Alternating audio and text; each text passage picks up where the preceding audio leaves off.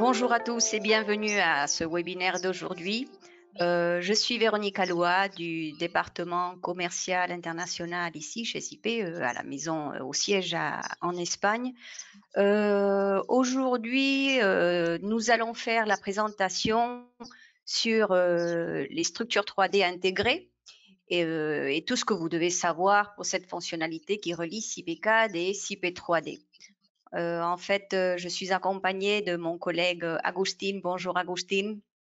Bonjour Véronique, bonjour à tous. Et voilà, c'est simple. Pour que ceux qui ne le savent pas, CIPCAD est le logiciel pour le calcul de structures béton armées, en fait, pour quelques ouvrages génie civil et surtout pour le bâtiment. Et le logiciel CIP 3D qui est pour le calcul de structures métalliques. Eh bien, voilà, ce sont deux logiciels indépendants, mais qui à la fois peuvent être intégrés dans un même ouvrage. Et c'est ce que Agustin va nous présenter aujourd'hui. Eh bien voilà, je te laisse la parole, Agustin. Je vous écris mon mail sur le chat pour ceux qui voudront recevoir l'enregistrement. Et on y va. Eh bien, merci Véronique. Bien, bienvenue à tous. Tout au long de ce webinaire, nous allons parler des structures 3D intégrées. Et en fait, pour cela, nous allons travailler cet ouvrage où vous y voyez une structure métallique qui est un hangar qui fait 45 mètres de long et 20 mètres de large. Et cet hangar repose sur un mur en béton que vous voyez ici en bas. Alors pour arriver à faire ceci, il va falloir d'abord que je passe par le générateur de portique, Portal Frame Generator, qui va me permettre à travers un portique type de calculer les pannes, les lisses et surtout de générer toutes les charges de vent et de neige. Et une fois que j'aurai tout ceci, je pourrai passer au programme CP3D où je terminerai la modélisation de mon ouvrage du hangar plus précisément, et avec cette modélisation, je pourrais la calculer. Une fois que j'aurai calculé avec CP3D, je pourrai passer à CPCAD, où je pourrai rentrer les fondations, le mur en béton. Ici, je prendrai un plancher réticulé parce que je vais essayer de faire un chantier qui est vraiment réaliste avec des vraies charges. Ici, par exemple, ce plancher sera chargé à 2 tonnes le mètre carré. Et sans oublier les escaliers et la rampe qui sont possibles d'être modélisés et de calculer dans la foulée. Et bien évidemment d'intégrer la structure métallique au-dessus. Et de cette façon, lorsque je demanderai un calcul, je prendrai en compte toutes les interactions qu'il puisse y avoir entre les différentes parties de la structure. S'il y a un déplacement au niveau du mur, cela se reflètera au niveau des poteaux, des portiques. Et donc, pour résumer, voilà le schéma, voilà le flux de travail qui va nous permettre de travailler des structures 3D intégrées. Alors, je vous propose de rentrer tout de suite en matière. Alors, ici, c'est écrit en anglais, mais le programme est en français, Portal Frame Generator.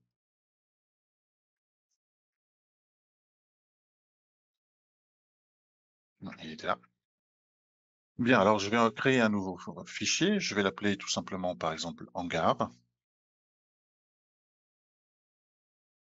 Le programme me demande si je veux introduire un portique, bien sûr. Je vais ici passer directement aux deux versants. Vous voyez que je peux choisir parmi une liste déjà préétablie. Alors, en fonction de ce que vous allez faire, vous choisissez. Ça peut être, par exemple, un portique en treillis, ça peut être des polonceaux ou des treillis, par exemple, l'anglais. Bien, ici, moi, j'ai un portique rigide. Je pourrais changer les dimensions et les mettre comme mon projet demande. Alors ici, il faudrait que je mette 10 mètres jusqu'à la partie faîtière de mon portique. Donc une fois que je suis convaincu de la géométrie de base, je peux accepter. Et voilà ce que j'ai fait. Alors, pour aller très vite, vous pourriez insérer d'autres portiques. Alors, je vais insérer un portique de un versant, par exemple. Et alors la proposition des portiques type est différente, bien sûr, mais il s'agit de choisir ici ce que vous voudriez faire. Par exemple, je pourrais mettre ici 4 mètres et 3 mètres, par exemple. Je vais mettre ici 5 mètres. Et donc, je viendrai ainsi rajouter les portiques qui sont nécessaires peu à peu. De cette façon, j'aurai la possibilité de calculer les pannes, les lisses et de générer le vent et la neige là-dessus. Alors ici, je vais effacer celui-ci. Quelque chose qui peut être très intéressant, c'est de générer des portiques égaux. Imaginez que j'ai ceci. Alors c'est très fréquent lorsqu'on fait des zones industrielles où chaque portique va être destiné à une, une activité et la philosophie est la même. Alors je vais les effacer, c'était juste en guise de vous montrer ce que vous pouvez faire. Alors, ce que je vais faire également ici, c'est présenter un mur latéral. Alors le mur latéral, je vais déclarer 8 mètres, c'est-à-dire que je vais avoir un mur jusqu'en haut de mon poteau. Je peux considérer que ce mur va participer au contreventement de mon poteau, c'est-à-dire que je vais contrôler le flanquement dans son plan faible, mais aussi le déversement des ailes. Alors si je le souhaite, ce qui est très fréquent, eh bien je clique dessus, mais je peux aussi considérer si ce mur va être auto-équilibré, c'est-à-dire si à lui tout seul, il est capable de reprendre des efforts de vent. Alors, moi, ce que je veux, c'est qu'il reprenne le vent, mais qu'il le ramène sur les poteaux métalliques, sur les poteaux de mon portique. Alors, je ne vais pas activer auto-équilibré. Et donc, je l'ai là. Je recommence de l'autre côté. Il va participer au contreventement et il va tout me ramener sur les portiques. Parfait. Une fois que j'ai fait ceci, eh bien, il faut que j'aille à données générales de l'ouvrage. Et ici, je vais commencer à présenter euh, le nombre de travées. Alors, j'en ai 8, c'est-à-dire c'est le nombre d'espaces qu'il y a entre portiques. Ça veut dire en clair que j'ai 9 portiques dans mon hangar. La séparation va être de 5 mètres, c'est raisonnable, je vais la laisser. Je vais pouvoir ici présenter la couverture à travers le poids des éléments. Alors, je vais mettre 16 kilos parce que c'est un panneau sandwich et quand je tiens compte de l'épaisseur de l'isolant, on part assez vite dans des charges de ce type-là. Et je vais considérer une surcharge sur cette couverture. Alors je vais mettre 55 kilos, 40 parce que l'Eurocode me le demande. C'est une toiture inaccessible sauf pour l'entretien. Et j'ai considéré 15 kilos de plaques solaires et ne sachant pas trop où elles sont, eh bien, dans une première approche, j'ai décidé de mettre 55 kilos. Alors, ici, je peux considérer un clos couvert latéral. Alors ici, 3 possibilités peuvent se présenter. Je les explique assez vite. Soit je ne clique pas et donc je vais générer un vent qui va servir à dimensionner uniquement la couverture, puisque le programme va considérer que le vent va pénétrer à travers mes portiques sans aucun frein, sans aucune limitation, et juste j'aurai une surpression et une sous-pression pour calculer les pannes de ma couverture. Parfait, c'est possible de faire. Par contre, si je déclare un clos couvert latéral, et par exemple, je mets ici 10 kg, par exemple, ça serait le cas typique où je vais avoir des panneaux sandwich avec des lisses. C'est-à-dire que les lisses vont reprendre le poids de mon clos couvert latéral et vont les ramener sur les poteaux des portiques. Or, moi, j'ai un mur ici. Donc, l'idée ici serait de mettre 0.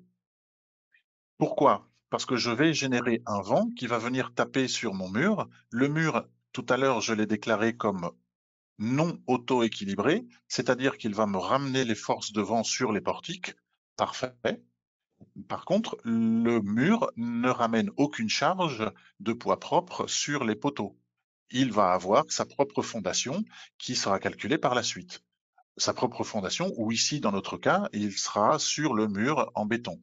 Donc, finalement, le poteau ne reprendra aucun poids concernant ce mur, d'où 0. Concernant les charges de vent, alors, vous voyez ici que vous pouvez choisir le pays qui correspond à votre projet. La France, l'Algérie, le Maroc, la Belgique, ils sont déjà introduits. Alors chaque pays aura ses normes déjà. Alors l'Eurocode ou la norme neige-vent 65. Pour l'Algérie, vous avez le règlement neige-vent 99. Pour le Maroc, vous avez également le cahier des prescriptions communes applicables au calcul des surcharges dues au vent. Et pour la Belgique, vous avez l'Eurocode 1 avec son annexe nationale. Alors moi, je vais prendre ici l'Eurocode 1, mais disons que toutes les normes vont avoir besoin de préciser quelques paramètres, c'est-à-dire ici les données de l'emplacement avec une vitesse de référence. Alors c'est le cas par exemple pour la Belgique où je dois introduire une valeur numérique, mais pour les autres pays, par exemple l'Algérie, j'ai une zone. Pour le Maroc, c'est pareil. Pour la France, c'est pareil. Et l'idée est que soit vous êtes certain de la zone où vous êtes, soit vous avez ici soit une petite flèche, soit un globe qui va vous permettre de choisir le département. Et le programme, en fonction de votre choix, va ajuster les données du vent. Par exemple, si je prends le Maroc, eh bien, ici, j'ai les différentes localités, mais j'ai également la carte qui va nous préciser visuellement. Alors, pour la France, c'est pareil, hein. Pour la France, je présente aussi l'hexagone. Donc ici, vous pourriez choisir soit les départements.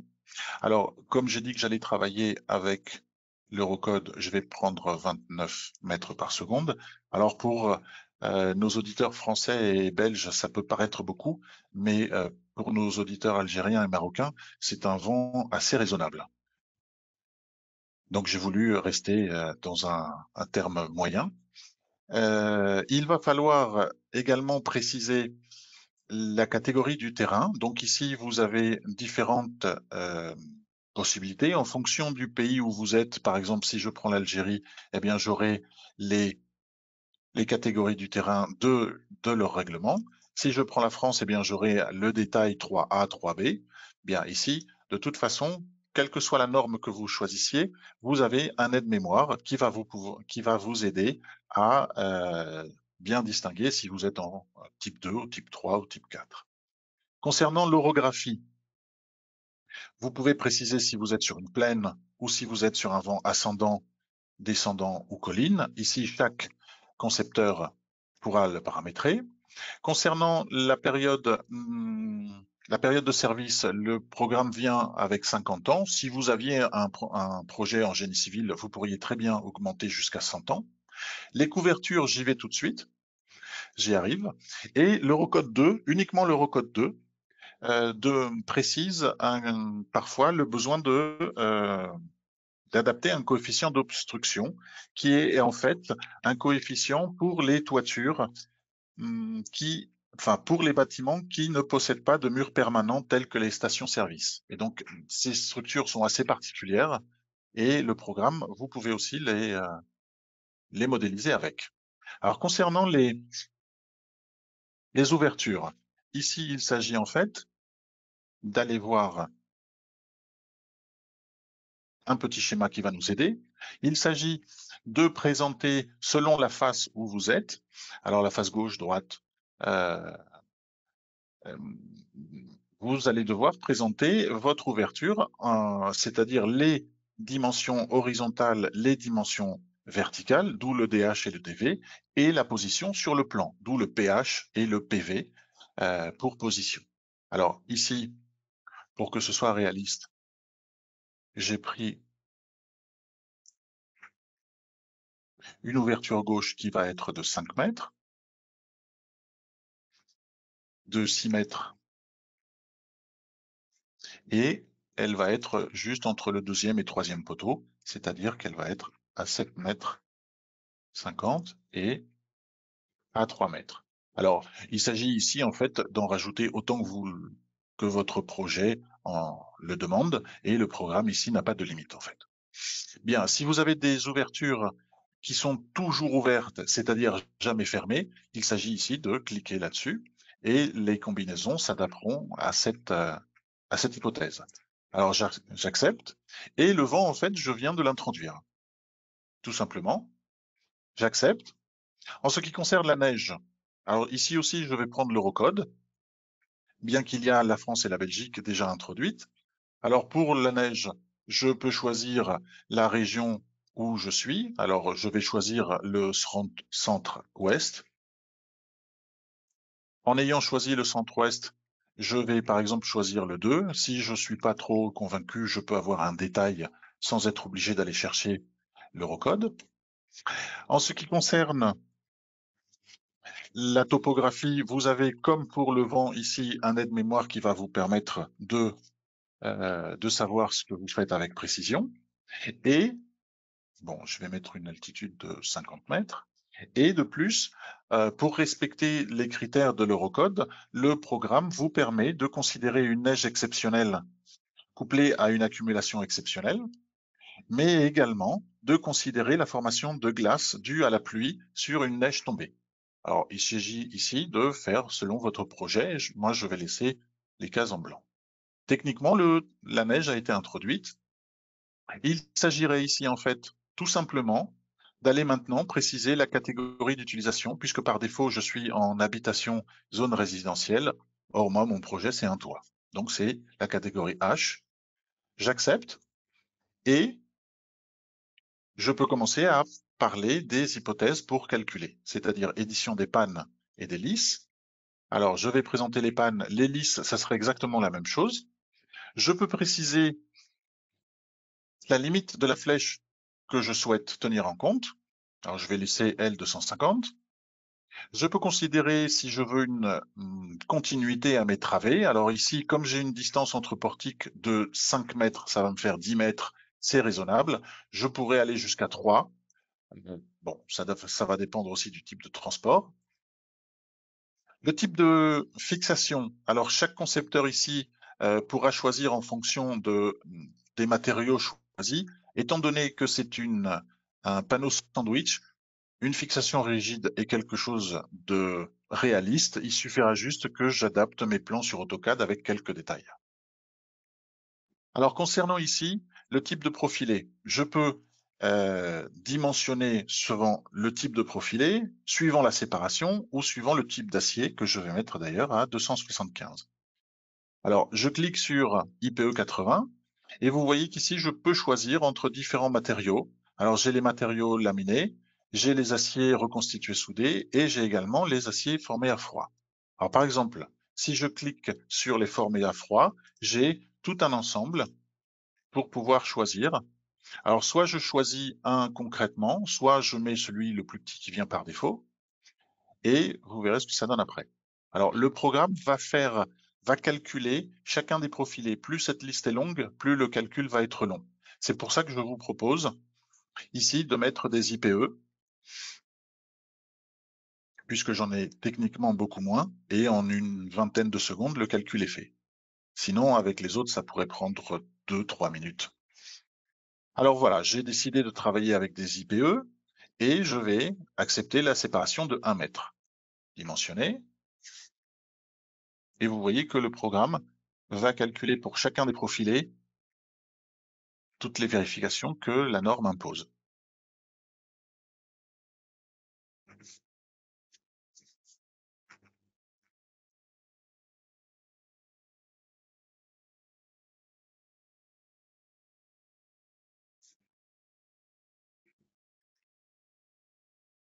Donc, ça, c'est une fenêtre qui va être récurrente tout au long des programmes de CP que l'on va utiliser aujourd'hui. Vous avez l'ensemble des profilés pour lesquels toutes les vérifications ont été réalisées et vous avez choisi un IPE 80. Vous voyez pourquoi il ne passe pas. Le taux de travail est beaucoup trop élevé et à partir de là, je peux choisir celui qui m'intéresse le plus. Imaginez que je veux un 120, même si un 100 pourrait passer, mais imaginez que je mette 120. Alors vous voyez qu'une séparation de 1 mètre pour un IPE de 120, c'est beaucoup. Je pourrais maintenant dimensionner selon la séparation. Et vous voyez que je pourrais aller jusqu'à 2,80 m. Alors ici, ça va dépendre du concepteur.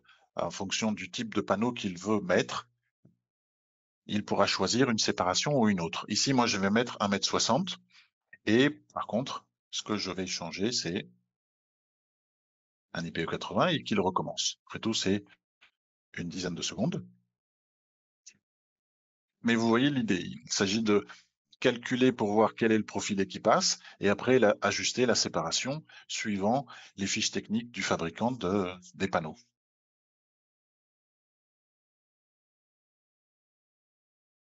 Bien, ici, alors ici je suis condamné à passer avec un 120, parfait. Alors j'accepte puisque c'est ce qu'il me propose. Alors cette fenêtre me permet d'avoir déjà une fiche de justification, les vérifications aux élus, où vous voyez que il y a la panne que j'ai choisie, mon IPE 120, et toutes les justifications qui ont été réalisées. Alors je le présente ici avec un peu de détail parce que ça va être récurrent pour CIPCAD et CIP3D. Vous avez le chapitre qu'il est en train de vérifier, la norme qu'il a choisie, enfin que vous avez choisi, pardon, et l'article sur lequel il s'appuie. Et vous avez une liste très exhaustive. Alors ceci, bien évidemment, peut être exporté, soit en PDF, soit en Docs, et vous pouvez très bien mettre le logo de votre bureau d'études et ainsi faire ce document pour l'avoir ou pour l'envoyer par exemple à un bureau de contrôle. Alors j'accepte. Bien, ce que j'ai fait également, c'est ceci. En allant à Données générales, options de visualisation, je vais présenter les charges. Alors, hypothèse vue, et vous voyez que tout le vent et toutes les neiges ont été générées. Alors, je vais juste présenter la première, et vous voyez qu'ici, le vent a été créé. Là, par exemple, alors ici il est tout petit, je vais prendre celui-là. Vous voyez qu'ici, le mur reçoit en surpression intérieure un vent qu'il ramène au poteau. C'est exactement ce que je voulais. Alors, je peux voir ça pour chaque portique.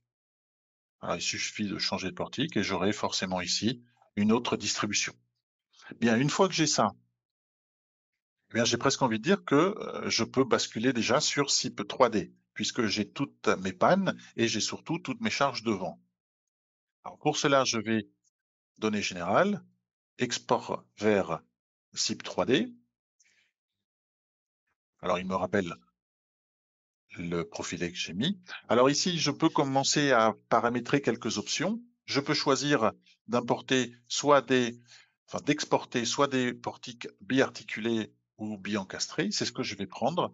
Je vais pouvoir régler déjà les options de flambement, c'est-à-dire soit je considère que mes nœuds sont déplaçables et les longueurs de flambement seront calculées en fonction de cette hypothèse, soit, et c'est ce que je vais faire ici, je vais exporter des nœuds fixes parce que dans mon esprit, je souhaite après contreventer tout ça avec des croix. Et donc, je pense que cette hypothèse est plus raisonnable. De toute façon, après, tout ça est paramétrable depuis CIP. Je vais exporter toute la structure et pas simplement quelques portiques isolés. Je ne veux pas regrouper des plans, bien que je pourrais, mais pour la présentation, disons que c'est plus souple. Donc là, il me dit qu'un programme va se fermer, l'autre va s'ouvrir. Ici, je suis dans CIP 3D. Vous le voyez ici dans la partie supérieure gauche. Il faut que je passe toutes ces fenêtres. Ce sont des étapes d'importation, donc j'accepte. J'accepte, je lui donne un nom, par exemple hangar, pourquoi pas, bien que je pourrais changer. Et voilà mon exportation. Alors, c'est vrai qu'ici, visuellement, ce sont 9 portiques, mais ce que vous avez surtout importé, c'est ça. Alors, je vais à charge, éditer charge sur panneau, et par exemple, là, j'ai ramené toutes les neiges, la neige principale avec leur redistribution, et surtout, je vais éditer les charges surfaciques, et le premier vent, pour que ce soit homogène avec ce qu'on avait fait sur le générateur. Ici, vous avez rapporté toutes les neiges, pardon, tous les vents sur chaque pan de la toiture et de la façade. Et pour ceux qui avons calculé ça à la main, on sait que c'est très fastidieux. Donc tout ça a été généré, il suffit juste de les vérifier, mais bon. Donc c'est un gain de temps très très important. Ici, par contre, une fois que j'ai ceci, j'ai cette géométrie, il s'agit de terminer l'introduction géométrique de mon hangar. Alors, j'ai tout un ensemble d'outils dans la partie supérieure qui vont me permettre de continuer le travail. Alors, par exemple, je vais aller à Fenêtre, ouvrir nouvelle fenêtre, et je peux travailler en 2D. Alors, je vais prendre ces 3 points et je vais par exemple dire que c'est le portique 1.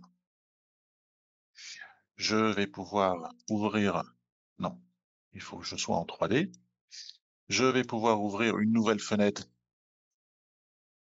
Et ici, par exemple, je vais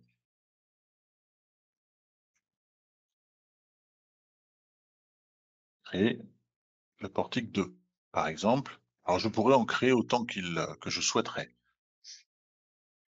Alors, une fois que j'ai ceci et que j'ai créé autant de fenêtres que je veux, je peux, par exemple, continuer le travail sur le portique 1. Je vais aller à barre, nouvelle barre. Alors, cette fenêtre, je vais la présenter tout de suite parce que c'est une fenêtre qui sort par défaut. Mais pour l'instant, disons que mon objectif est de terminer l'introduction. Alors, j'ai un poteau à 5 mètres ici, ici,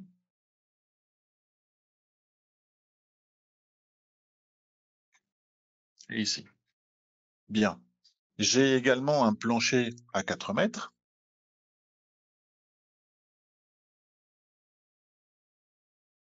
Parfait. Et je pense que dans cette vue, en 3D, voilà ce que j'ai fait. Alors, je pourrais par exemple prendre le deuxième portique et créer mes petits poteaux pour le plancher, puisque comme ça, je pourrais vous parler plus tard des charges. Parfait. Donc, là, c'est au goût de chaque concepteur, en fait. Là, je vais essayer de vous montrer le plus possible d'outils. Et par exemple, je vais aller à barre, nouvelle barre, et je vais rentrer mes pannes sablières.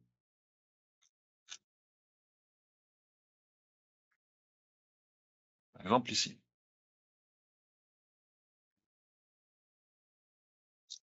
Je vais la créer là. Voilà. Bien. Cette panne, vous voyez qu'elle est en très gros. Cela veut dire que parce que je suis parti du premier nœud jusqu'au dernier, le programme considère que c'est euh, une seule barre. Et donc, je peux très bien dire avec créer pièce, lui expliquer que entre chaque nœud, il va avoir une pièce et pas une pièce de 40 mètres de long. Bien, je peux également, par exemple, copier. Alors, dans outils, j'ai tout un tas d'instruments qui vont me permettre, par exemple, de copier les éléments. Alors, je vais pouvoir copier ceci et, par exemple, en choisissant un point de référence, le ramener et créer ainsi mes pannes fêtières, et ainsi de suite. Alors, par exemple, je pourrais, et c'est ce que je vais faire ici, terminer mon plancher. Alors, je suis en vue. Pardon, il faut que je prenne la vue 3D. Bien.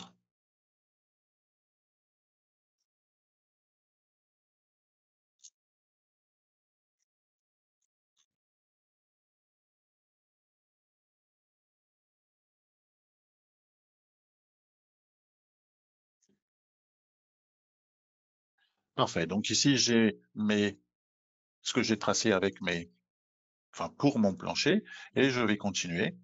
Et là, je pourrais continuer à les tracer ou sinon copier. Ça, c'est vraiment au choix.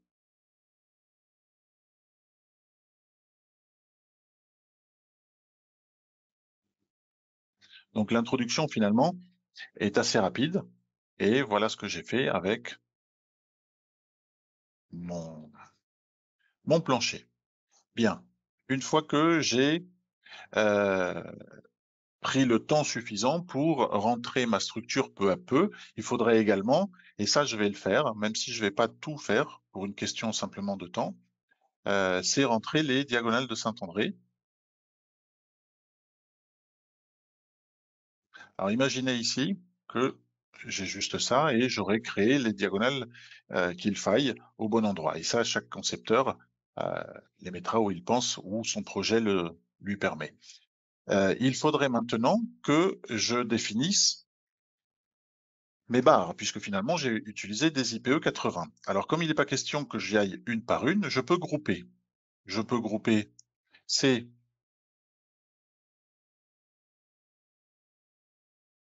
poteaux, celui-ci, celui-ci et celui-ci. Et donc chaque fois que je vais changer quelque chose à ces poteaux, je vais pouvoir le faire une seule fois et ça vaudra pour tout l'ensemble. Je vais pouvoir, par exemple, ici peut-être que je vais terminer celle-là.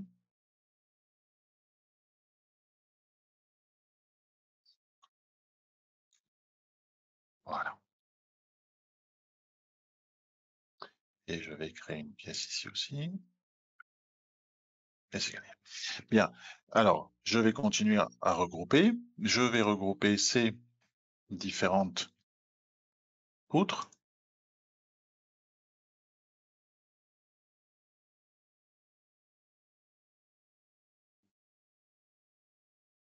Et donc, chaque fois que je vais vouloir changer ces poutres-là, je le ferai une seule fois. Et donc, c'est un gain de temps très important.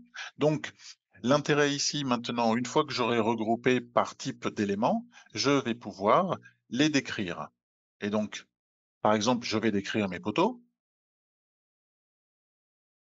Et vous avez ici tout un ensemble de matériaux qui vont pouvoir résoudre votre ouvrage. Alors ça passe par des aciers, ça passe par du bois, de l'aluminium, et l'idée est la même que dans le générateur de portique. Vous choisissez ce dont vous avez besoin. Alors moi, pour mes poteaux, je vais prendre un HEB 220 et j'accepte. Et là, j'ai bien mes HEB 220. Pour mes poutres ici, par exemple, je vais prendre un IPN 260. Et vous avez ici tout un ensemble de dispositions. Par exemple, ici, j'ai décidé d'y rajouter un jarret inférieur de 1 mètre, et ici, pardon, de 1,50 m et de 1 mètre. Alors, le jarret apparaît ici discrètement, vous le voyez, ou ici aussi, mais vous pouvez très bien le voir en 3 dimensions. Et ainsi, petit à petit, vous êtes en train de modéliser ce qui reste de votre structure. Alors, c'est vraiment une question de temps. Ce qui m'intéresse ici plus, c'est de vous montrer les différentes, enfin toute la richesse du programme. C'est-à-dire qu'une fois que vous avez introduit et défini vos barres, il en reste un type qui est très important, qui sont les diagonales. Alors ici, vous avez la possibilité de les définir comme tirants. Alors, les tirants doivent répondre à cette configuration, qui doivent être dans des rectangles et qui doivent présenter, en fait, ça doit être des croix, en fait. Par contre, si vous sortez du cadre du cadre que je projette ici, depuis la version 2024D, il existe une possibilité, c'est-à-dire si vous deviez faire un contreventement en V, un contreventement en K, ou simplement avec une diagonale, vous pouvez le faire à travers générique et présenter l'élément comme travaillant simplement à traction. Et là, le programme va générer tout un ensemble de combinaisons en mode non linéaire et cela va vous permettre de continuer le travail. Donc, c'est ce que je vais faire pour en tirer toute la richesse du programme. Donc, alors, pardonnez-moi, je suis allé peut-être un peu vite parce que je les ai déclarés en seulement traction, mais il faudrait peut-être que je dise que ce sont des ronds. Voilà, c'est fait. Là, ce sont bien des ronds. Et l'idée est de définir ainsi peu à peu ces barres. Alors, je peux également me préoccuper des flèches. Ici, par exemple, je pourrais très bien cliquer sur cette poutre et définir soit une flèche maximale par une valeur numérique, soit à travers un ratio. Et là, chaque concepteur pourra faire ce qu'il croit le plus opportun. Je peux me préoccuper également du déversement. Ça, c'est quelque chose de très important, puisque le déversement peut être contrôlé manuellement pour chaque élément, avec, à travers des coefficients bêta. Mais comme j'ai déclaré un mur qui participait au contreventement et également au déversement, le programme a déjà ajusté ses valeurs pour les portiques. Bien. Je pourrais également me préoccuper du flambement. Et ici, pareil, je pourrais parfaitement gérer les bêtas manuellement, d'une façon très empirique, mais comme je suis passé par le générateur de portique, et c'est ça un des autres intérêts de passer par ce programme, vous avez déjà les coefficients adaptés à vos choix, puisque j'ai déclaré que mes nœuds allaient être fixes. Sinon, depuis la version 2024D, vous avez la possibilité de faire une analyse par flambement, c'est-à-dire que le programme va tenir en compte des déplacements réels de tous vos nœuds et va générer les coefficients bêta pour toutes vos barres. Donc c'est une avancée qui est très très intéressante et même si cela prend un peu de temps de calcul, vous avez le problème du flambement contrôlé. Et pour ceux qui ont calculé avec de l'acier, vous savez que c'est le grand problème et c'est très souvent dimensionnant. Donc, une fois que j'ai fait ceci et que j'ai contrôlé l'ensemble de mes paramètres pour les barres, j'ai presque envie de dire que je pourrais calculer. Alors, calculer un chantier comme ça, même s'il avait été complet avec toutes les croix de Saint-André, ça va prendre 6-7 minutes. Alors, pour un web binaire, c'est beaucoup. Alors, je vous propose d'aller chercher ici un chantier où la géométrie serait terminée, c'est-à-dire celui-ci. Alors, avec un quart d'heure de plus, on y arrive. Il s'agit juste de présenter les croix et chaque élément, comme je viens de le faire, ou disons comme je viens de le présenter. Alors, ce chantier a été calculé. Au niveau du calcul, la première chose qui nous plaît à voir, c'est aller au menu calcul et vérifier les éléments. Alors, vous voyez qu'ici, tout est en vert, tout passe. Si un profilé n'était pas passé, il apparaîtrait en rouge et il s'agirait de cliquer dessus. Par exemple, imaginez que celui-ci était rouge. Je clique dessus. Et là, vous avez exactement comme pour le générateur de portique, un listing de tous les profilés calculés par le programme. Et vous voyez que celui-là, finalement, il passe just. Et par exemple, le 220, il serait trop, la section serait trop fine. Et donc, il s'agirait simplement ici de choisir en fonction de ce que vous indique le programme. Alors, il y a quand même quelque chose que je souhaiterais préciser, c'est que si par mégarde, lors de votre prédimensionnement, vous mettez par exemple un 160 et qu'il faut un 240, le programme va vous le mettre en rouge. Par contre, si par mégarde, vous mettez un 1000, et je prends 1000 pour exagérer, le programme ne va pas attirer votre attention puisque le profilé passe. Donc, il est très important, et c'est vraiment un conseil, de regarder et d'essayer de comprendre votre structure. Et pour cela, vous avez tout un ensemble d'outils qui sont dans le menu calcul. Et par exemple, vous avez déplacement. Alors les déplacements, vous pouvez choisir la combinaison. Alors ici, celle des aciers. Alors vous en avez, de mémoire, vous en avez 1355 pour ce chantier. Donc, on va travailler avec des enveloppes, mais si vous vouliez travailler avec une combinaison bien précise, vous pourriez. Alors si je travaille avec des enveloppes, il suffit juste de cliquer et vous avez les déplacements des nœuds. Et vous voyez par exemple que là, ayant un encastrement, je n'ai que des zéros. Et comme ça, vous pouvez peu à peu comprendre la structure. Vous avez également les réactions. Alors, je vais directement travailler avec les enveloppes. Par exemple, je peux avoir la descente de charge, mais je pourrais également l'avoir en fonction de la combinaison sélectionnée, soit par hypothèse simple, soit par combinaison. Et vous pourriez également avoir les efforts. Alors ici, je vais choisir les enveloppes et par exemple, je vais choisir le moment en Y. Et vous avez ici le comportement de votre structure. Si vous voulez, parce que vous considérez que c'est plus pratique, travailler avec en 2D, vous pourrez parfaitement. Et de plus, vous pourriez consulter les valeurs. Alors ici, je clique pour les faire apparaître. Mais en ayant cliqué ici, consulter les valeurs, et en faisant bouger la souris, je pourrais très bien consulter les valeurs du moment Y en fonction de la position.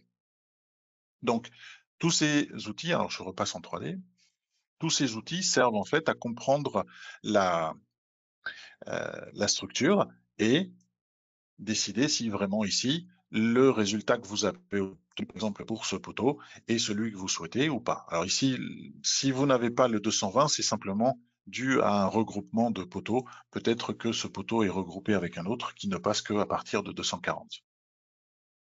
Alors, une fois que vous avez validé tous ces paramètres et que vous êtes satisfait, puisque en ayant recalculé tout votre structure, enfin disons tous vos éléments passent tous les critères de la norme. Il reste les assemblages. Alors pour les assemblages, ce serait aller à calcul, assemblage et dimensionner. Et là, c'est reparti pour 5-6 minutes.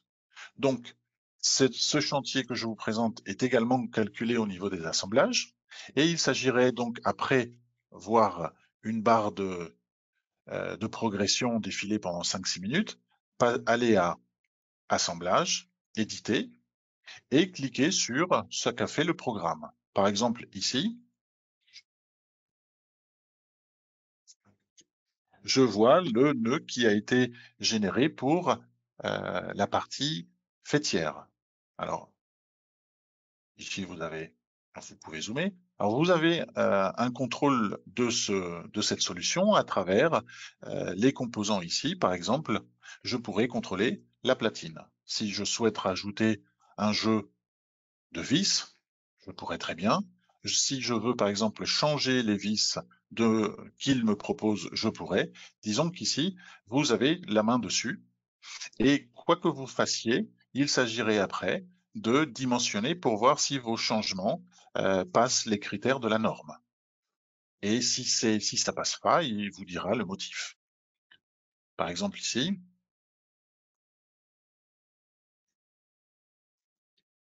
celui-ci, vous voyez le nœud qui a été résolu automatiquement. Et si je souhaite avoir les vérifications, alors ça va prendre quelques secondes, parce que le nœud est conséquent tout de même. Voilà. C'est organisé par chapitre. Ici, je suis en train de vérifier les attaches soudées. Je pourrais également vérifier les lancements. Enfin, vous avez ici tout ça organisé. Et si vous voulez avoir une vue complète, voir liste complète,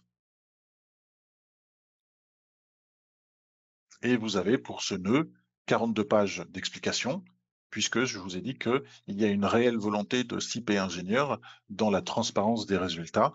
Et ici, vous pourriez, entre guillemets, tout reprendre à la main et vérifier ces calculs. Mais en tout cas, vous pourriez également les exporter, soit en PDF, soit en Docs, et faire vôtre ce document. Bien, alors je vais accepter ceci. Bien, une fois que les barres ont été calculées et les assemblages ont été calculés, il s'agit maintenant de parler des récapitulatifs. C'est-à-dire ici, vous avez l'imprimante.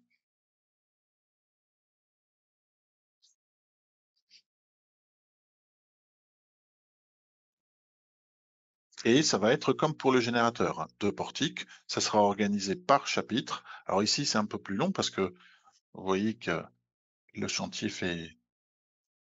Voilà, c'est exactement ce que je voulais. Alors, vous pourriez obtenir, alors, en plus de tout ce que vous avez sélectionné ou tout ce que vous avez choisi comme norme, vous pourriez avoir les combinaisons, vous pourriez avoir toute la géométrie que vous avez introduite, vous pourriez avoir toutes les charges qui viennent du générateur ou que vous auriez introduites.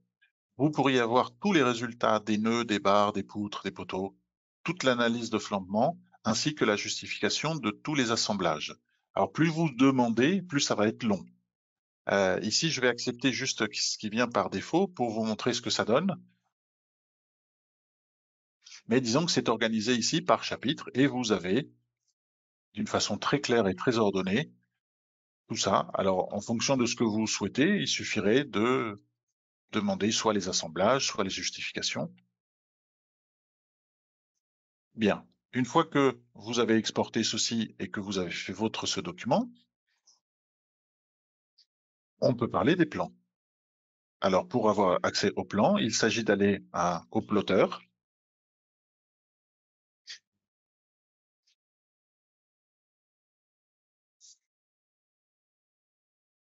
Et ici, je vais aller au signe ajouter.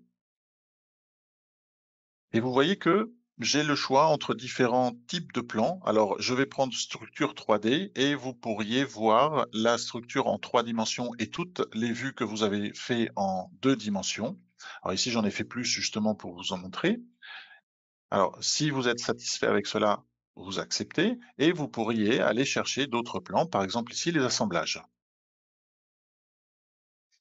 Vous pourriez choisir ici le périphérique, alors soit l'exporter en DXF, soit en DWG, soit l'imprimer, hein. Mais disons que vous allez tout envoyer dans un format qui peut être accepté par des logiciels de dessin. Alors j'accepte.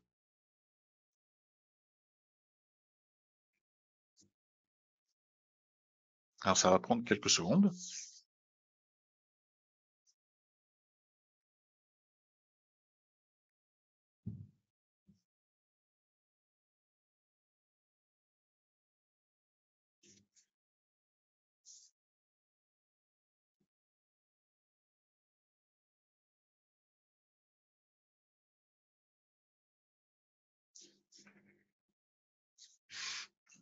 Bien, il va rester peut-être une dizaine de secondes de plus.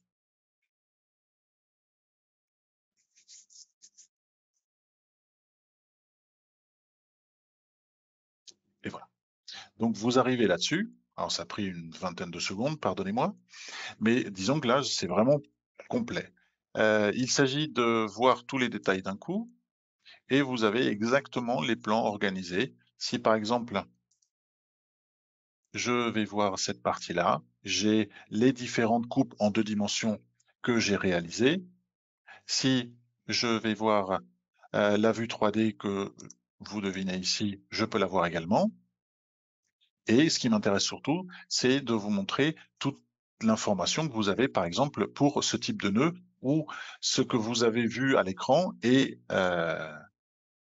vous l'avez sur un plan et chaque information que vous avez là, enfin chaque type d'information va être un calque sur, par exemple, AutoCAD. Donc tout ça, c'est réglé. En fait, vous n'avez plus, entre guillemets, qu'à organiser vos dessins pour les faire rentrer dans le format que vous souhaitez, le format papier. Mais tout ça, c'est organisé. Et ça, c'est un gain de temps impressionnant.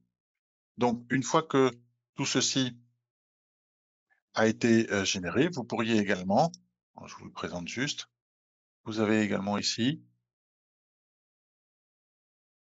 les différents éléments. Alors, ça va de la tôle au raidisseur et ça va jusqu'à la rondelle. Donc, c'est extrêmement précis. Bien, une fois que vous avez tout envoyé sur AutoCAD, puisqu'il s'agirait ici de cliquer Imprimer tous et AutoCAD recevrait tout ça, j'ai presque envie de dire que le travail ici sur CP3D est terminé. Il faudrait passer maintenant à CPCAD, puisqu'il faut que je plante cette structure sur un mur en béton. Alors, pour cela, je vais ouvrir le programme CPCAD. Alors, par exemple, hangar. Alors, je pourrais lier le projet à BIM Server Center si vous travaillez de façon corporative ou collaborative. Bon, ici, je ne vais pas le faire. Je vais introduire l'ouvrage avec un ouvrage vide, ce qui me permettra de tout présenter. Alors, je vais aller quand même assez vite sur cette fenêtre parce que c'est exactement la même que pour CP 3D. Il s'agit ici de gérer les normes, les éléments que je vais rentrer dans CPCAD. Par exemple, ici, il faudrait juste que je précise que je ne suis pas avec une zone d'habitation, je suis en zone de stockage. Et vous voyez qu'une surcharge a été créée de type E. Par contre, il faudrait que j'enlève celle de la zone d'habitation.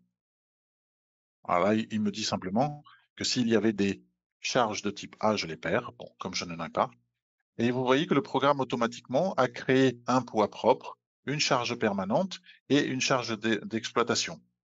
Alors si j'avais du vent, je pourrais également les créer, mais comme c'est un sous-sol, j'accepte. Je pourrais, comme je vous ai dit ici, gérer les différents matériaux. Alors je vais quand même mettre un S500, mais ici chaque concepteur mettrait le type de béton qu'il souhaiterait. J'accepte.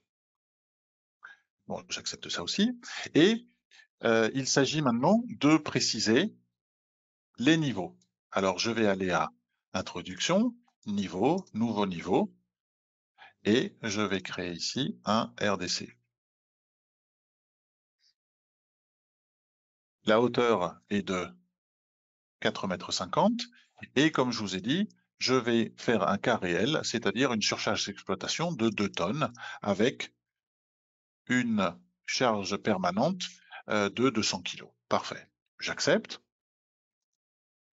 Bien, il s'agirait maintenant de préciser que c'est vraiment un sous-sol. Alors, éditer le terrain, et je vais dire simplement que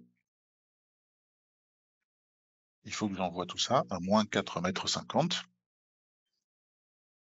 m. C'est pas un numéro, ça c'est...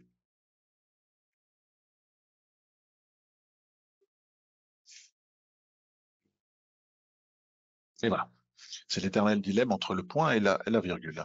Bien, et donc j'ai envoyé tout ça pour qu'il pour qu'il considère que c'est un sous-sol. Parfait.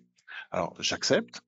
Et le jeu maintenant serait d'introduire les poteaux. Alors je pourrais le faire par coordonnées, mais ce qui est quand même beaucoup plus pratique, c'est de travailler avec un fond de plan. Alors, je vais aller le chercher. Alors, je suis allé peut-être un peu vite. J'ai cliqué ici sur éditer fond de plan, le signe plus. Je vais prendre des plans d'AutoCAD. Et la seule chose, alors vous les voyez là, la seule chose qui me reste à faire, c'est faire en sorte d'associer ces plans à des groupes de travail. Le groupe de 6P que j'ai créé, eh bien, j'aimerais bien voir le plan de l'architecte RDC. Sur le plan de fondation, j'aimerais bien voir le plancher sous-sol. Et pour entrer les poteaux, eh bien, le plan de sous-sol me va parfaitement. J'accepte et j'ai fait ceci. Donc, en fait, j'ai juste rapporté un plan. Je vais à Introduction, Nouveau poteau. Et là, je peux paramétrer les caractéristiques de mon poteau. En plus du nom, je peux choisir s'il a un angle et différents coefficients qui seront propres à ce poteau. Parfait. Alors, je peux également choisir différents types de matériaux. Vous voyez, vous avez le bois et vous avez également les poteaux composés, ainsi que matériaux génériques. Bien, je vais donc travailler avec des poteaux de 40-50. J'accepte. J'accepte. Et en faisant un zoom, il s'agirait de cliquer. Or, j'ai pas envie de cliquer à vue. J'ai un outil qui s'appelle capture sur fond d'écran que je vais activer et je vais prendre intersection. Alors cet outil, c'est l'aimant qui est là. Et vous voyez que j'arrive à capturer ce que j'ai ramené d'AutoCAD et je n'ai plus qu'à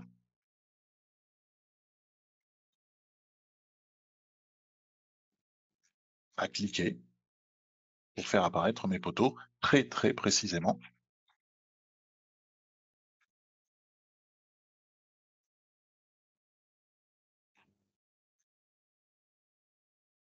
Parfait. Alors ici, c'est une question de temps. Il s'agirait, comme vous l'avez vu lors de ces 9 poteaux, d'introduire les autres tranquillement. Alors, pour gagner quelques secondes, je l'ai fait pour vous. Et ici, j'ai mes 40 poteaux qui sont rentrés. Bien. Une fois que ceci a été rentré, eh bien, j'ai presque envie de dire que je n'ai plus rien à faire dans l'onglet inférieur entrée de poteaux. Il faudrait que j'aille à entrée de poutre. Vous voyez ici que j'ai trois nouveaux possibilités. Je peux descendre de niveau, enfin de groupe, ou je peux monter. Et le groupe, vous le voyez dans la partie inférieure droite. Là, je suis au plancher rez-de-chaussée, et là, je serai au niveau fondation. Alors, je vais aller au plancher rez-de-chaussée, et je vais commencer à introduire mon mur. Mur, entrée mur. Vous avez toutes ces possibilités. Je vais prendre un mur en béton armé. Alors, il fait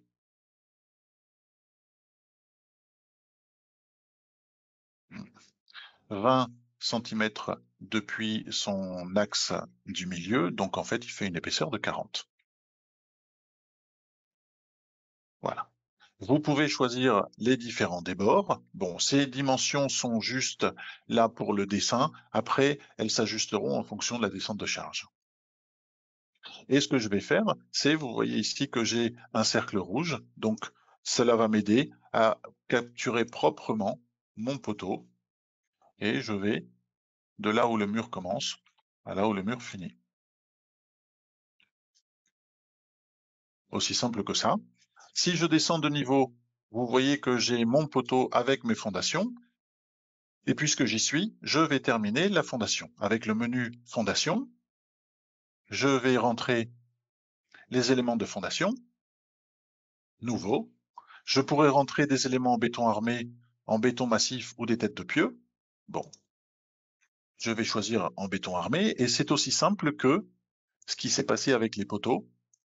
Lorsque vous voyez votre curseur sur le poteau, vous cliquez dessus et apparaît un dé.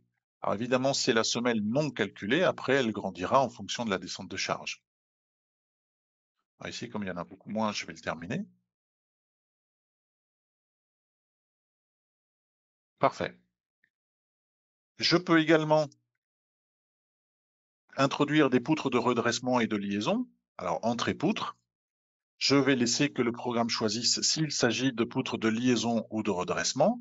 Et ainsi, moi, je n'aurai qu'à aller depuis le cercle rouge jusqu'au cercle rouge. Alors ici, je vais faire ceci.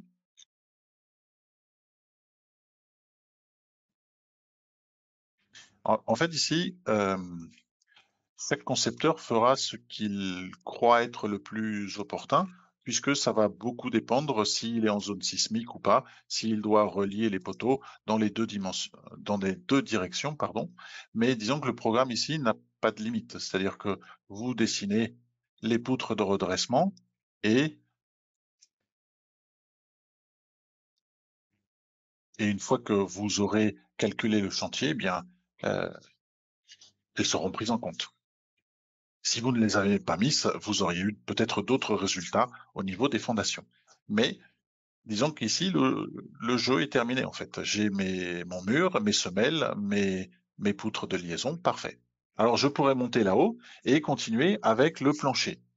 En ce qui concerne le plancher, je vais d'abord rentrer des poutres, entrer poutres. Vous voyez qu'il y a tout un ensemble de poutres à votre disposition, depuis les poutres plates jusqu'aux poutres à retomber et des poutres métalliques. Bien. Je vais prendre des poutres plates rectangulaires de 50 cm et ce que je vais faire ici, c'est les rentrer à peu près à l'œil et je vais vous expliquer pourquoi.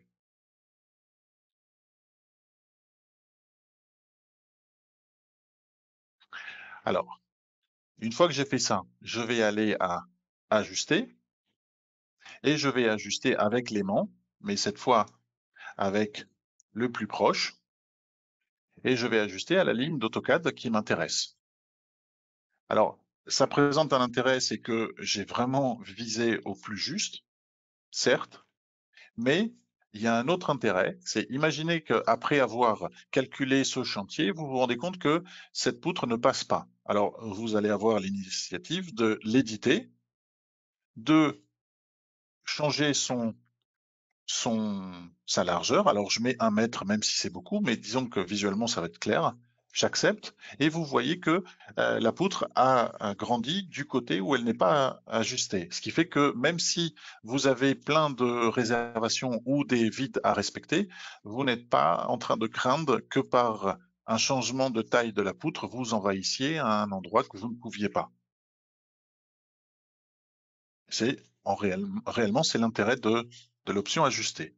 Alors ici, je vais donc prolonger mes poutres. Et ici, ce que je fais, c'est aller chercher le point rouge et dépasser lorsqu'il s'agit de la première poutre, parce que comme c'est un programme de calcul, s'il ne comprend pas bien les nœuds, il est possible qu'il ne calcule pas, qu'il vous dise qu'il ne comprend pas. Et à la fin, ce que je vais faire, c'est effacer les parties que j'ai mis en trop. Et ainsi, je suis certain que ça va marcher. Plancher, gestion de plancher, effacer plancher, introduire vide pour ces parties-là, puisque c'est la rampe et l'escalier. Et maintenant, il s'agit de rentrer le plancher réticulé. Alors, entrée plancher, vous voyez qu'il y a une multitude de planchers. Je vais directement vers celui-ci. Je peux introduire des planchers à caissons perdus ou récupérables. Alors, j'ai une bibliothèque pour laquelle je peux choisir celui qui me correspond le plus. Si vous êtes dans une zone où il n'y a pas, parce que vous n'avez pas le fabricant qui a rentré ces valeurs ici, vous pourriez très bien rajouter le plancher que vous souhaitez. Mais bon, disons que moi, je vais utiliser celui-là. Et je vais donc rentrer un plancher réticulé. Je peux voir le détail des caissons. C'est parfait. Par contre, ce que je dois faire maintenant, c'est aller présenter les panneaux ou les chapiteaux, c'est-à-dire générer panneau, et le programme a directement rentré les renforts au niveau des poteaux. Bien, une fois que tout ceci est fait, je pourrais continuer l'introduction des charges, c'est-à-dire ici je vais aller à charge linéaire, parce que je vous rappelle que nous avons un mur périmétral, et donc j'ai considéré 3 tonnes, charge permanente. Je considère ici que vous avez accès à d'autres types d'hypothèses, mais ici, charge permanente, c'est logique. Alors, je vais ainsi choisir les éléments que je veux choisir, que je veux charger, pardon, et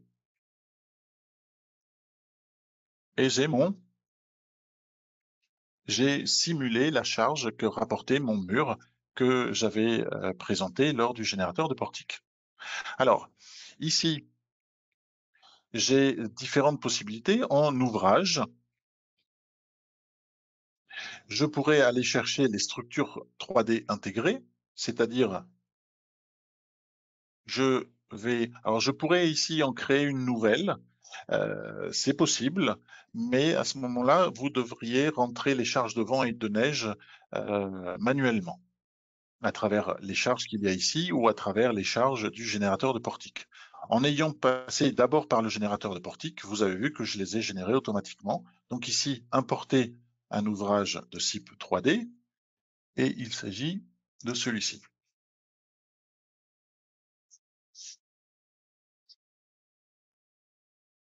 Alors le voilà. Alors je pourrais le planter où je souhaiterais, hein. Là-dessus, il n'y a pas de problème, mais disons que je vais le planter là, et comme je ne veux pas le planter à l'œil, je vais chercher l'outil adéquat, qui n'est pas le plus proche, mais intersection. Et comme ça, je suis sûr que je vais le planter sur l'axe du poteau, et c'est tout. Lorsque je vais voir la vue 3D du bâtiment, j'aurai ceci.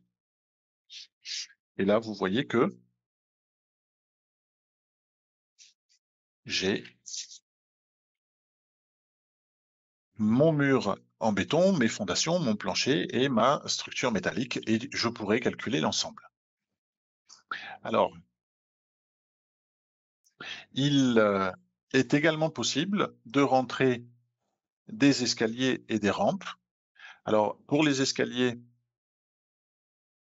nouveau noyau et vous avez ici la possibilité de rentrer les escaliers. Ici, il s'agit de rentrer les paramètres du plan de l'architecte. Vous avez la possibilité ici, soit vous avez de la chance et il y en a déjà un paramétré, soit il s'agit tout simplement de créer le vôtre. Et ici, vous pouvez choisir le modèle qui correspond le plus avec une forme prédéfinie ou carrément vous en inventez une autre. Et là, vous composez vos différentes volets pour répondre à votre projet. Puisqu'après tout, c'est une dalle inclinée. Bien. Alors, tout ceci va prendre un certain temps. Pour calculer tout ça, puisque je vous rappelle qu'on doit calculer l'ensemble, même si la structure métallique a déjà été calculée, mais le programme a besoin de la descente de charge qu'il irait chercher dans le SIP 3D. Donc, j'en ai pour 5-6 minutes de calcul. Et donc, ce que je vous propose, c'est d'aller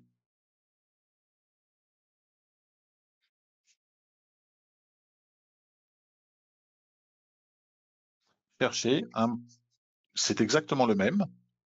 La seule différence, je dois vous l'avouer, mais c'est vraiment pour une question de temps, c'est que j'ai introduit déjà l'escalier et la rampe, qui va nous permettre de toute façon de pouvoir voir les types les plans que vous pouvez obtenir. Mais c'est exactement le même. Bien. Une fois que je suis ici, je vais directement, c'est-à-dire après avoir calculé mon chantier, je vais aller à l'onglet inférieur, Résultats. Alors, ceci est quelque chose de normal. Il suffit d'aller à Dalle, Vue, et enlever les armatures de renfort, et ainsi on peut commencer à travailler. Ce que vous voyez ici en jaune, aussi bien au niveau de la rampe que de l'escalier, c'est les charges que rapportent la rampe et l'escalier sur le plancher considéré. Ici, c'est le rez-de-chaussée. La première valeur étant le poids propre, la deuxième étant la charge permanente et la troisième étant les charges d'exploitation. Alors, les différentes options que j'ai en tête sont différentes. Je peux maintenant, par exemple, parler des courbes enveloppes. Je peux aller voir les efforts dans une poutre. Par exemple, je vais aller ici. L'idée étant la même que pour le CP 3D, c'est-à-dire essayer de comprendre votre structure afin de vous assurer que ce que vous avez calculé est vraiment ce que vous vouliez. Par exemple, ici, vous voyez que j'ai un fort encastrement dû à la présence du mur, et après, j'ai le déploiement d'un moment positif, et ici, j'ai presque une articulation, ce qui est normal. Bien, une fois que vous avez vu l'ensemble de vos poutres, ici, c'est vrai que j'en ai pas beaucoup, j'aurais pu cliquer ici, j'aurais eu le même type de schéma. Vous pouvez aller à courbe enveloppe et effort en poteau.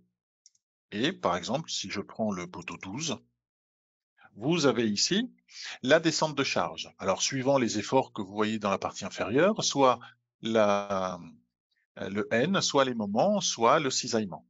Alors, vous pouvez soit les désactiver ici pour en voir moins ou plus, mais disons que ce qui est important ici, c'est que vous pouvez choisir soit l'hypothèse que vous êtes en train de consulter ici, le poids propre, soit les combinaisons.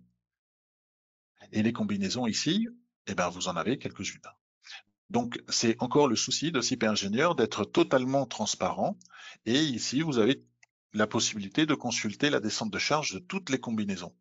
Maintenant, si vous souhaitez avoir les combinaisons dimensionnantes, je vous les présente tout de suite. Mais disons qu'ici, vous pourriez avoir la descente de charge. Alors,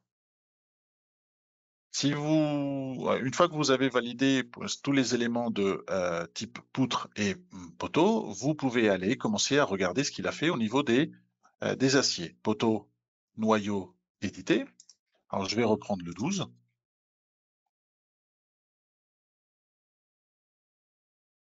Et vous voyez qu'ici, vous avez déjà les regroupements. Le 12 fait partie d'un regroupement qui sont tous ces poteaux-là. Et dans la partie inférieure, vous avez justement ces fameuses combinaisons dimensionnantes qui ont permis pour chaque poteau, aussi bien en tête qu'en pied, d'obtenir les aciers que vous voyez dans la partie supérieure. Alors, tout ceci est éditable. Par exemple, si moi je considère que je ne veux pas mettre défi 16, mais défi 12, ben, je peux changer. Sauf que, à un moment donné, il va falloir que je vérifie. Et là, vous verrez que la vérification vous dira non. Ici, par exemple, je vais mettre un fi 12, vérification.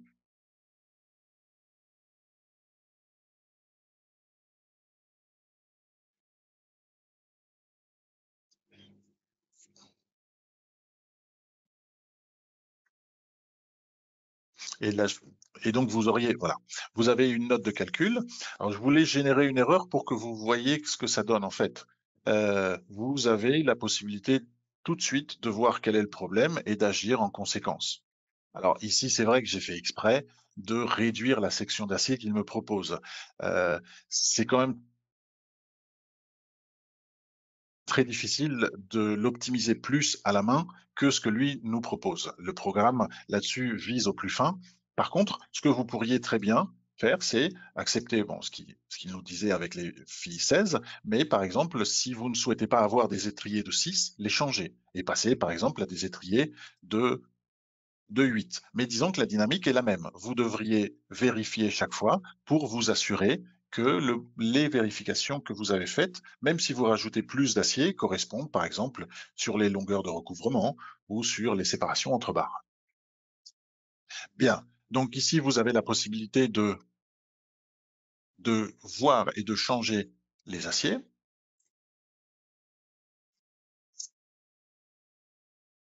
Des poteaux. Vous avez exactement la même possibilité, alors pour les poteaux, mais également pour les poutres. Sauf que pour les poutres, il y a un codage. Vous voyez qu'il y a une couleur jaune ici. Alors si je mets le curseur, ça va changer, mais vous voyez qu'ici, la couleur est jaune, tandis qu'ici, la couleur est rouge.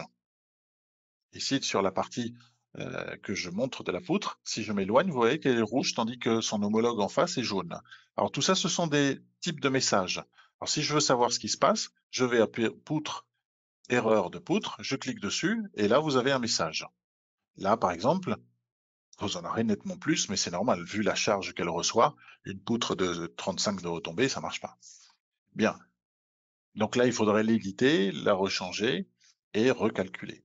Bien. Une fois que vous avez vu tous les messages, vous pourriez éditer la poutre correspondante et voir si réellement cela mérite un changement ou pas. Ici, ce genre de message qui est ancrage d'armature supérieure, ce n'est pas une erreur. En fait, c'est un avertissement parce que vous avez ici le besoin de plier en U ce renfort et il est possible que le concepteur n'aime pas plier, enfin demander sur un chantier que l'on plie une barre de 16, surtout si vous partez sur des 20 ou 25, puisque il faut quand même des moyens et le programme attire votre attention. Mais ceci pourrait être modifié.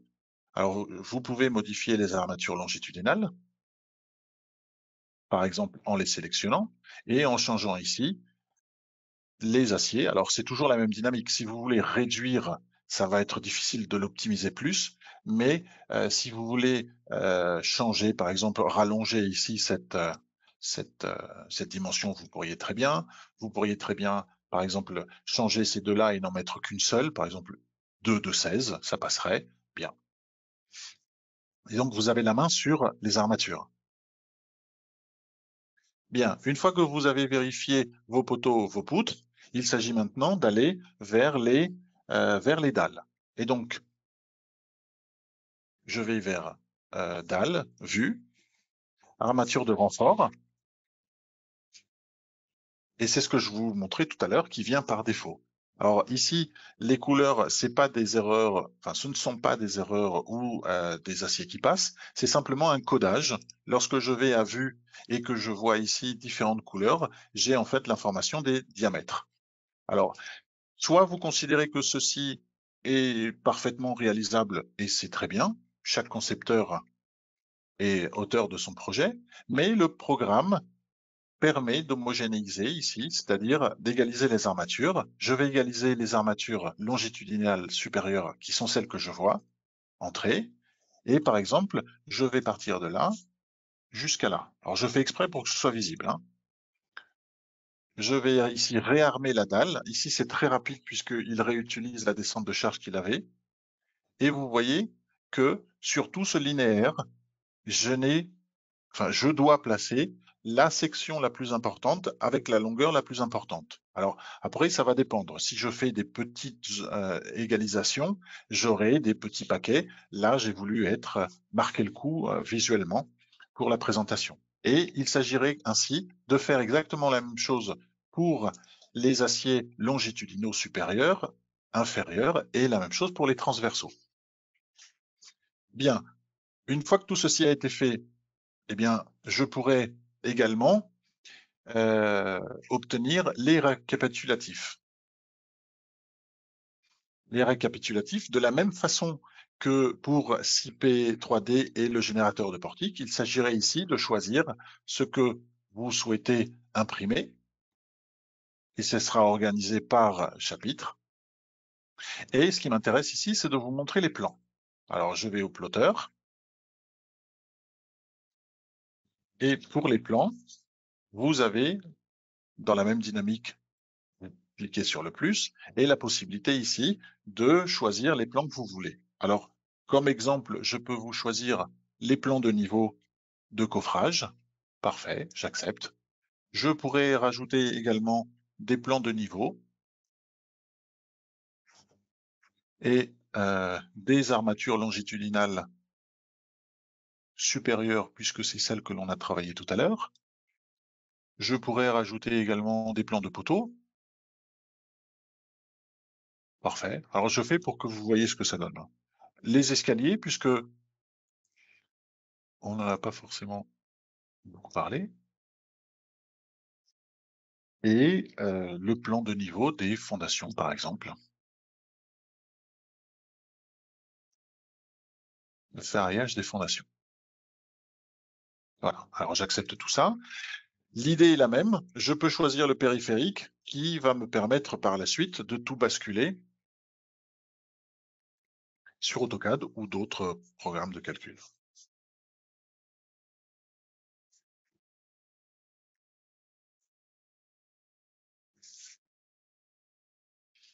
Alors, ça va prendre quelques secondes.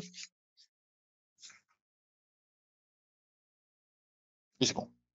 Donc ici, l'idée est exactement la même. Je vais voir les différents détails et j'ai une richesse de plans qui est très intéressante parce que par exemple là, eh bien j'aurai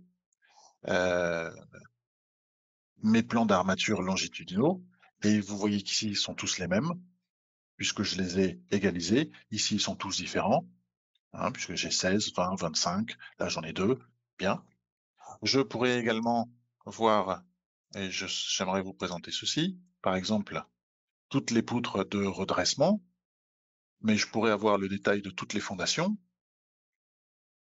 Et je pourrais, par exemple, également avoir, ça doit être par là, les plans des escaliers qui ont également été calculés. Et j'aurais eu la même chose avec les rampes enfin la rampe si je l'avais demandé. Donc tout ça, j'envoie après à AutoCAD à travers imprimer tous ou imprimer sélection, hein, c'est comme vous voulez. Et là, à partir d'AutoCAD, c'est un autre monde qui s'ouvre et tout ce que vous voyez sera organisé par calque. Donc c'est très très très facile à gérer. Donc l'idée, pour résumer, est la suivante. Ça serait de commencer par le générateur de portique pour simuler toutes les charges de vent, de neige, les pannes et les lisses, tout basculer sur CP3D pour après passer à CPCAD et calculer globalement toute la structure et avoir ainsi un comportement réel à travers les modules non linéaires qui permettent de simuler un comportement de tous les nœuds et une approche globale aussi bien de la partie enterrée que de la partie métallique. Et en ce qui me concerne, Véronique. Oui, merci Agustin. Ah, bon. Alors, Merci je ne sais pas s'il y a Agustin. des questions. Excellente présentation comme d'habitude. Merci. Je Je vous en prie. regarde pour les questions. Je crois qu'il y en avait quelques-unes au début. Tu D'accord. veux que je les lise ou tu les lis? Comme tu veux. Oui, parce que je les vois pas. Et D'accord. Eh bien, on nous dit bonjour, merci pour cette présentation. Ma question est la suivante. Comment fait-on si on a des distances différentes pour nos travées?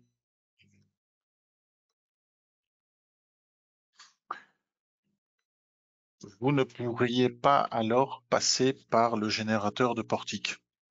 Vous pourriez introduire la partie. Alors, si elles sont toutes différentes, ben, vous êtes vraiment embêté. Mais si, par exemple, vous avez une partie, vous auriez, par exemple, 4 portiques séparés de 5 mètres et 4 autres séparés de 6 mètres, vous pourriez générer,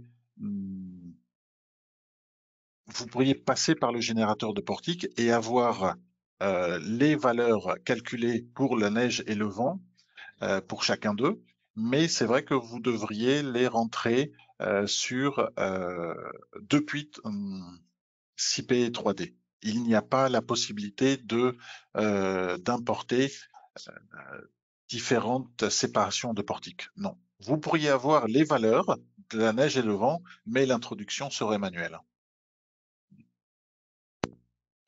Et une deuxième question. Bonjour. Vu qu'on n'a pas un règlement clair au Maroc sur la partie neige, est-ce que CIPE est capable de sortir les charges de neige sur les toitures? Oui, en passant par l'Eurocode. Alors, si vous me permettez, je ne sais pas si on voit encore mon écran,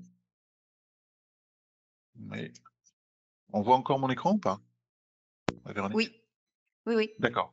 Alors, si. Alors, je vais ouvrir le générateur.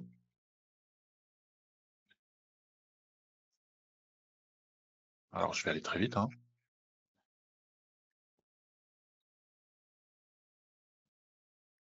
Et ici, pour les options, non. Ici, pour générer la neige. Alors, peut-être que ceci peut vous servir, c'est-à-dire les eurocodes,